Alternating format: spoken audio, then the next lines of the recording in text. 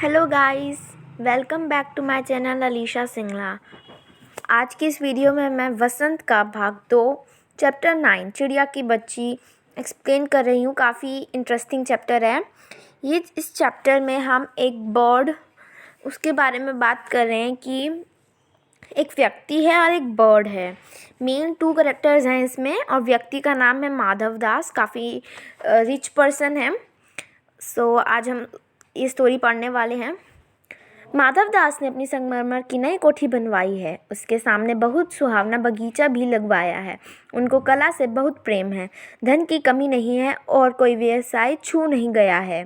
सुंदर अभिरुचि के आदमी हैं। फूल पौधे रुकाबियों से हौज़ों में लगे फव्वारों में उछलता हुआ पानी उन्हें बहुत अच्छा लगता है। समय भी उनके पास काफ़ी है। तो अब क्या है कि एक माधव दास नाम का व्यक्ति है जिसने संगमरमर की अपनी नई कोठी बनवाई है। उसके सामने बहुत बड़ा अच्छा सुंदर बगीचा भी है। तो उन्हें ना मतलब कला से बहुत प्रेम है। मतलब उन्हें जो डेकोरेशंस हैं वो मतलब उन्हें काफ़ी अच्छी लगता है। नए नए घर बनवाना, पेड़ पौधे अच्छे लगते हैं उन्हें। और उनके पास कोई धन की कमी नहीं है और कोई व्यसन छू नहीं गया। मतलब उनके पास कोई काम भी नहीं है।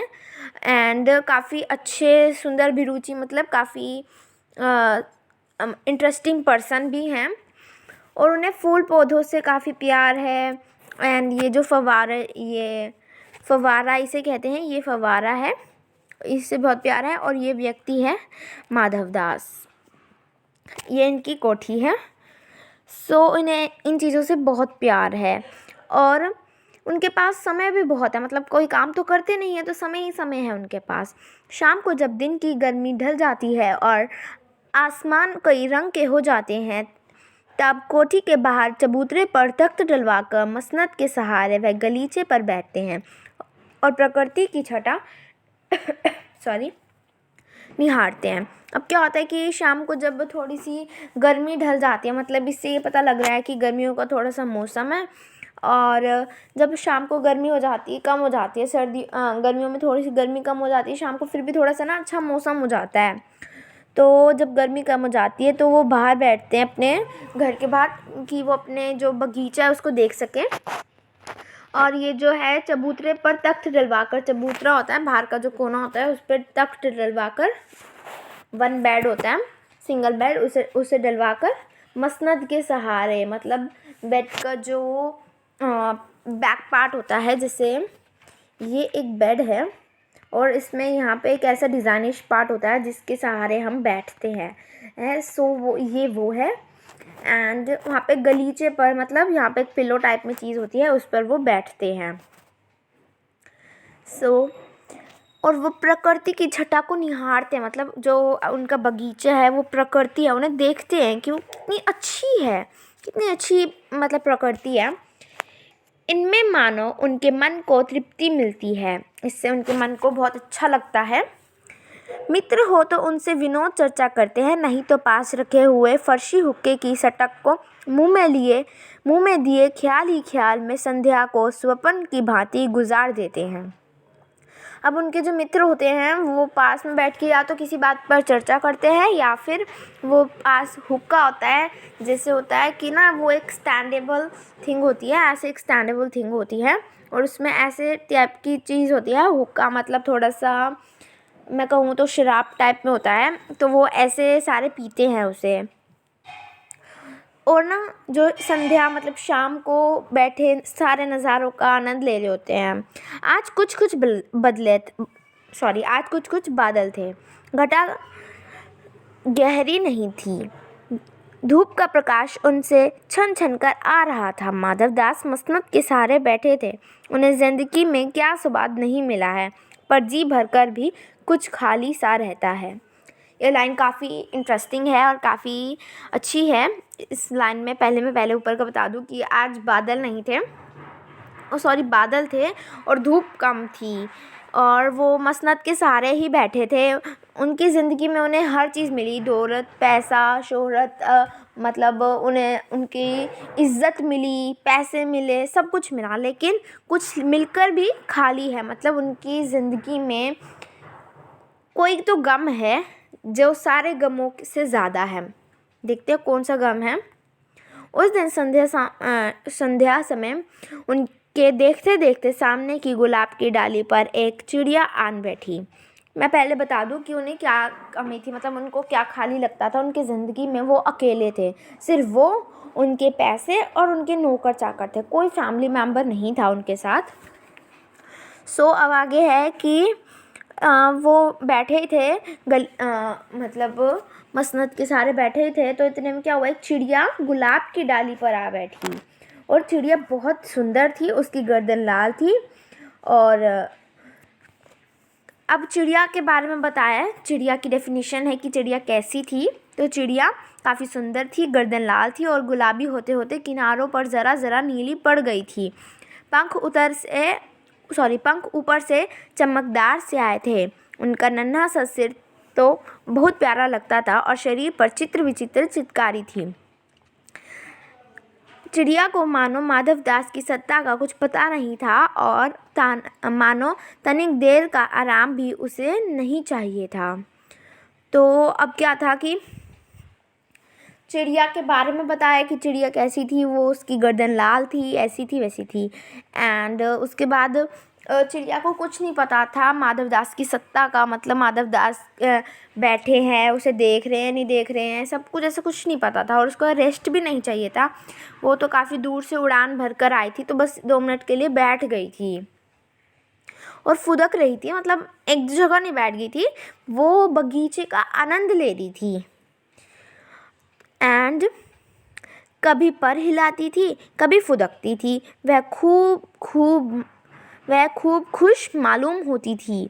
इतनी नन्ही सी चोंच से प्यारी प्यारी आवाज़ निकाल रही थी, अपनी छोटी सी चोंच से अच्छी अच्छी आवाज़ें निकाल रही थी और वो काफ़ी खुश लग रही थी, कभी हिल रही थी, कभी फुदक रही थी। माधव दास को वह चिड़िया बड़ी मनमानी लगी। उसकी स्वच्छंदता बड़ी प्यारी जान पड़ती थी। माधव दास को उसकी जो मनमानी, मतलब उसकी जो हिलना डुलना था, उसकी मतलब जो उसके थे ना एक्शंस थे, उससे लगी कि वो मनमानी है।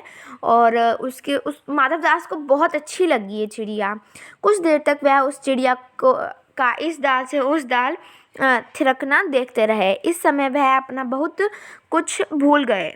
उन्होंने उस चिड़िया से कहा, आओ तुम बड़ी अच्छी आई, यह बगीचा तुम लोगों के बिना सूना लगता है। सुनो चिड़िया, तुम खुशी से यह समझो कि यह बगीचा मैंने तुम्हारे लिए ही बनवाया है, तुम बेखट के यहाँ आया करो। अब क्या होता है, माधव दास उसको देखते देखते सब भूल गए थे कि उसके पास उनका दुख दर्द, उनकी खुशी सब भूल गए थे, सिर्फ उसी को देखकर कंसंट्रेट कर रहे थे उसी पर। तो थोड़ी देर में माधव दास चिड़िया से कहते हैं, आओ। गाइस मैं पहले बता दूँ, ये कहानी है, कहानी में रचना में कुछ भी हो सकता है। एक इंसान, एक जीव जंतु, हर कोई बात कर सकता है, बिकॉज ये कहानी है। ऐसे ही माधव दास चिड़िया से कहते हैं, आओ ये तुम्हारा ही बगीचा है, तुम ये अपना समझो, ये बगीचा मैंने तेरे लिए बनवाया है। अगर तुम नहीं हो इस बगीचे में तो बगीचा ही आधा लगता है, तुम आया करो।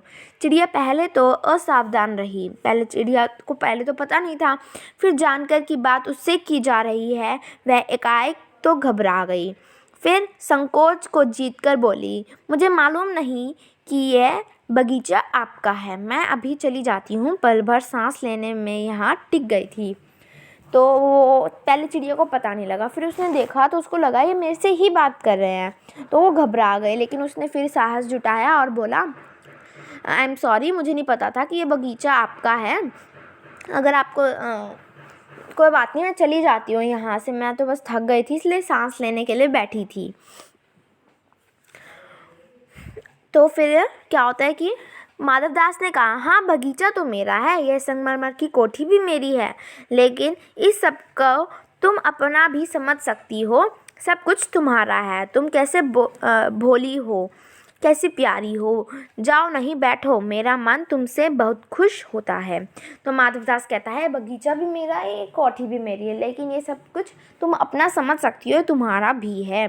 और वो कहता है, तुम काफ़ी अच्छी हो, प्यारी नन्ही मुन्नी सी क्यूट सी हो हैं। और वो कहता है कि तुम यहाँ आया करो, मेरा मन खुश होता है, गाइस, माधव दास नाम का जो व्यक्ति था वो इस स्टोरी में लालची था, थोड़ा सा पैसों पर थोड़ा सा रोब जताने वाला, कुछ ऐसा भी पता लगेगा।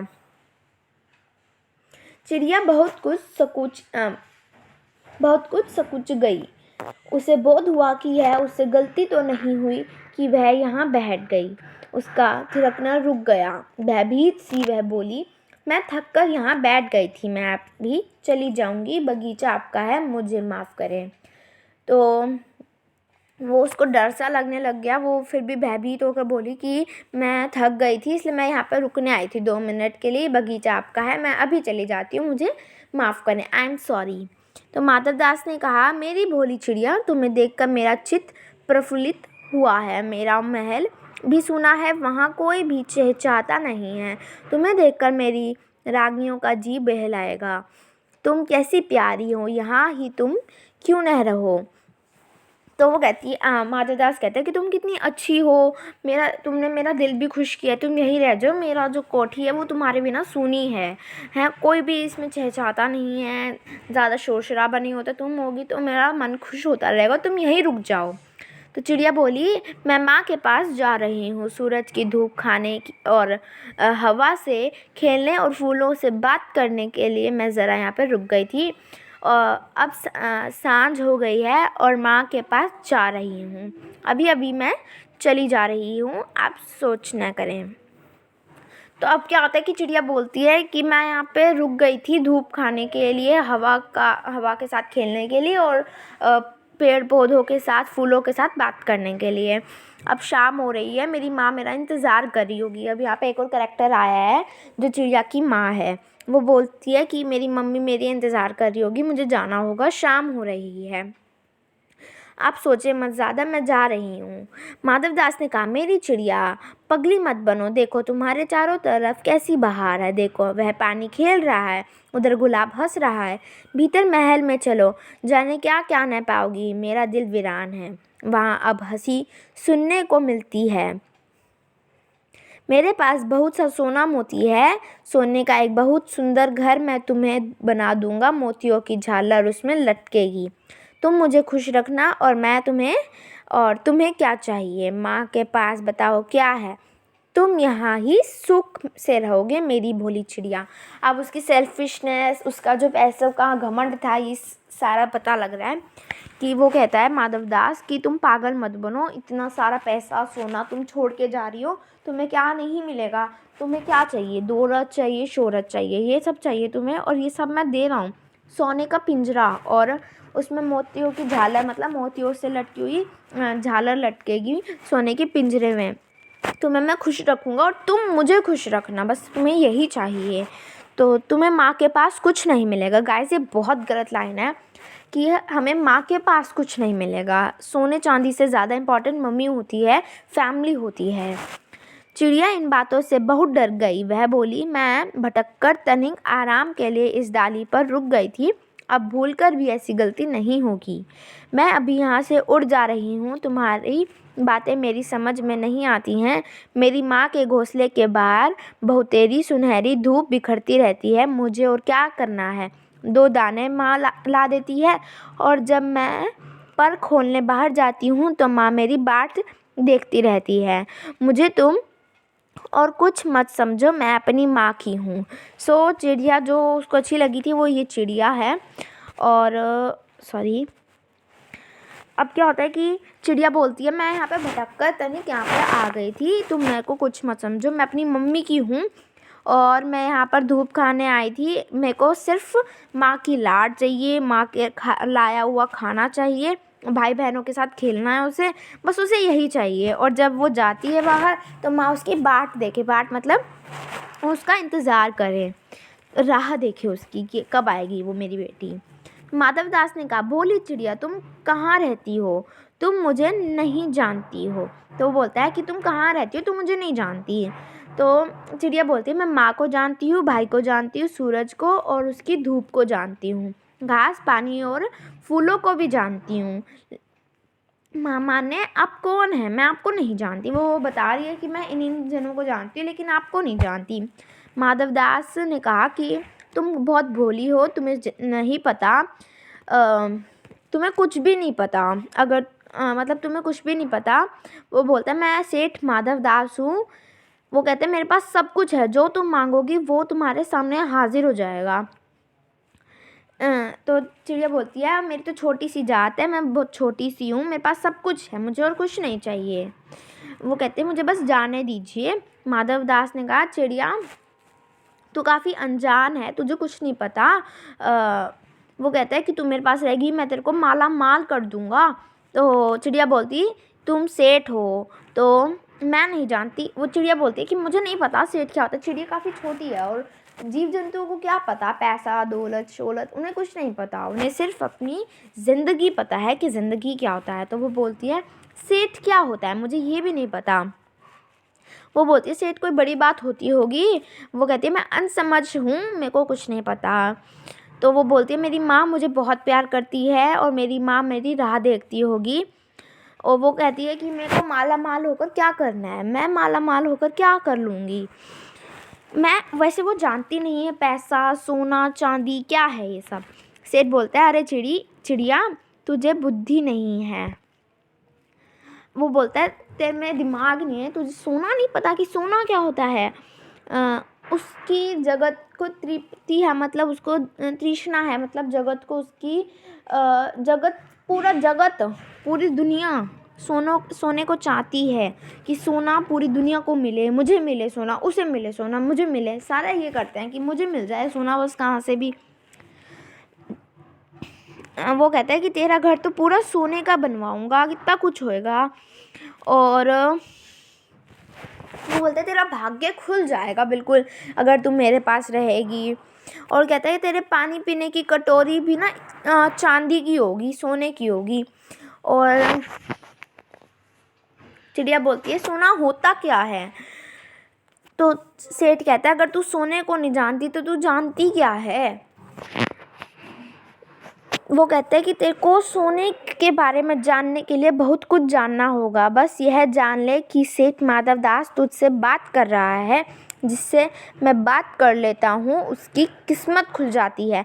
तू अभी जग का हाल नहीं जानती, मेरी कोठियों पर कोठियाँ हैं, बगीचे पर बगीचे हैं। तो वो बोलता है कि अब वो घमंड कर रहा है कि जो मेरे से बात कर लेता है वो बहुत लकी पर्सन होता है। मेरे पास कोठियों पे कोठियाँ हैं, बगीचों पे बगीचे हैं, और जो मेरे साथ रहता है उसकी किस्मत खुल जाती है।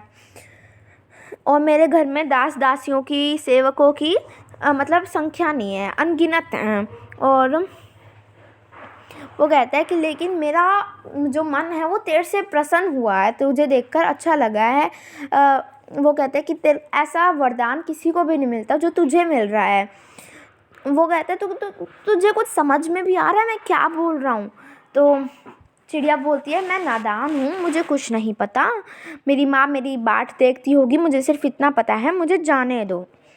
सो सेठ है वो देखते हैं क्या करता है। सेठ ठहर ठहर, इस अपने पास के फूल को तूने देखा, यह एक है, ऐसे अनगिनत फूल हैं, ऐसे अनगिनती फूल मेरे बगीचे में हैं। वह भांति भांति के रंग के हैं, तरह तरह के उनकी खुशबू हैं। चिड़िया तैने मेरा चित्त प्रसन्न किया है और वह सब फूल तेरे लिए खिला करेंगे। यह घोंसले में तेरी माँ है, पर माँ क्या है। तो अब सेठ के पास कोई फैमिली नहीं है, ना पाने के लिए ना खोने के लिए, उसे कुछ नहीं पता फैमिली की इम्पोर्टेंस, नथिंग। सो वो कहता है माँ होती क्या है, तुझे कुछ नहीं पता, मैं तेरे लिए फूल लगवाऊंगा और सारे फूल सिर्फ तेरे लिए खिला करेंगे। हर रोज़ मैं तेरे लिए फूल लगवाऊंगा, तू खेलेगी। और तेरी माँ के घोंसले में कुछ नहीं पड़ा, क्या करता चाहती है तू अपने माँ के पास जाके। तो वो कहता है तेरी गर्दन कितनी सुंदर है, तू कितनी रंगीन है, और कहता है कि तेरा जो मूल्य है ना वो कोई नहीं जानता, बहुत मतलब अच्छी है तू। और वो कहते हैं अगर तू मेरे पास रहेगी मैं तेरे को जमा चमका दूंगा, इतना अच्छा पैसे दौलत शोहरत से सोने चांदी से मोतियों से इतना अच्छा बनवा दूंगा कि तू सोच भी नहीं सकती है। तो चिड़िया बोलती है सेठ मैं अपने को नहीं जानती है, इतना जानती हूँ कि माँ मेरी माँ है और मुझे यहाँ देर हो रही है। सेठ मुझे रात मत करो, रात में अंधेरा हो जाता है और मैं राह भूल जाऊंगी। चिड़िया बोलती है कि मैं सिर्फ अपने आप को जानती हूँ, अपनी माँ को जानती हूँ, मुझे लेट मत करो, क्योंकि अगर मैं लेट हो गई तो रात हो जाएगी और रात को वो अपना रास्ता भूल जाती है। चिड़िया मोस्टली एज पर ट्रीज वगैरह याद करके जाती है और रात को कुछ भी नहीं दिखता, तो वो भूल जाएगी रास्ता और गुम भी हो सकती है। सो वो कहती है, तो सेठ कहता है कि अच्छा चिड़िया, जाती है तो जा, लेकिन बगीचा अपना ही समझना और आती रहना। ये वो भड़का रहा है, कह रहा है गाइस, अभी ख़त्म नहीं हुई स्टोरी। सो हम देखते हैं कैसे भड़का रहा है। तो ये कहते कहते ना कि तेरा है तू यहीं रुकी रह है, इतने में सेठ ने एक बटन दबा दिया और बटन दबाते ही अंदर कोठी से एक नौकर भागता हुआ आया और उसने चिड़िया को झपटने की कोशिश की। उसने चिड़िया को पकड़ ही लिया था, कितने में चिड़िया भाग गई। तो वो चिड़िया यही कह रही थी कि मुझे जाना है, मुझे जाना है। इतने में सेठ ने, माधव दास ने इशारा किया और वो था जो नौकर था, उसने एकदम से पकड़ लिया। वो सेठ कहता है कि तुम्हारे कितने भाई बहन हैं। वैसे देखो गाइस, ये जो सेठ है इसने एकदम से इस नौकर को बुलाया, उसको पता नहीं लगा क्योंकि नौकर इसके पीछे से आया और एकदम से इसने झपट्टा मार लिया। और सेठ इतने में पूछ रहा था, इसको बहला फुसला रहा था कि तेरे कितने भाई बहन हैं। तो चिड़िया बोलती है कि मेरे 2 बहन हैं, 1 भाई है। वो कहते हैं मुझे देर हो रही है। वो कहते हैं हाँ हाँ जा, अभी तो उजाला है, 2 बहन और 1 भाई है, बड़ी अच्छी बात है। वो तो मतलब टाइम पास कर रहा था कि इतने में नौकर पकड़ लेगा इसे। तो वो कहती है कि मेरा 1 बहन है, 2 बहन है, 1 भाई है। वो कहता है बहुत अच्छी बात है। तो पर चिड़िया के मन के भीतर जाने क्यों चैन नहीं था। चिड़िया को लग रहा था कि कुछ गलत हो रहा है, वो इसलिए चौकन्ना हो रही थी, चारों तरफ देख रही थी। वो ये भी कह रही थी, सेठ मुझे देर हो रही है, जाने दो। सेठ ने कहा कि देर अभी कहाँ, अभी तो जाला है, चली जाइयो है। तो वो कहती है अपने बारे में और कुछ बता। तो चिड़िया कहती है मुझे लेट मत करो, मेरा घर दूर है, मैं लेट हो जाऊंगी तो रात हो जाएगी। इतने में चिड़िया को बोध हुआ कि जैसे एक कठोर स्पर्श उसके देह को छू गया। इतने में उसको लगा कि किसी ने उसको टच किया और एकदम से वो उड़ गई। इतनी जोर की चिल्लाई वो, इतनी जोर की उड़ी और नौकर के हाथों से, नौकर के पिंजरों से भागकर उड़ गई और एक ही सांस में माँ के पास जाकर रुकी। वो मतलब कहीं भी नहीं रुकी, इतनी तेज़ उड़ी कि जाकर सिर्फ अपनी माँ के पास रुकी। और उसने क्या किया, माँ की गोद में सिर रखकर रोने लग गई, ओ माँ ओ माँ। चिड़िया की बच्ची माँ ने बच्ची को छाती से चिपटाकर पूछा, क्या हुआ मेरी बच्ची, क्या हुआ। तो वो कुछ नहीं बोली, बस काम काम कर वो छाती से लगी रही, चिपट कर रोने लग गई थी, बस कुछ नहीं कर रही थी, सुबक रही थी, मतलब रोने लग गई थी। और बड़ी देर तक उसको मतलब बहुत मुश्किल से उसे ढांढस मिला, बहुत मुश्किल से उसे तसल्ली हुई कि अब मैं अपनी माँ के पास हूँ, लेकिन फिर भी माँ की छाती से लगकर वो सो गई और वहीं पर लेटी रही। तो ये मेरी स्टोरी थी जो आज हमने पढ़ी। ये स्टोरी जिनेंद्र कुमार ने लिखी थी, काफ़ी अच्छी थी। एंड चिड़िया की बच्ची चैप्टर 9 है ये। मुझे आई होप कि आपको अच्छी लगी होगी, और अच्छी लगी so please like and comment करें। Bye guys.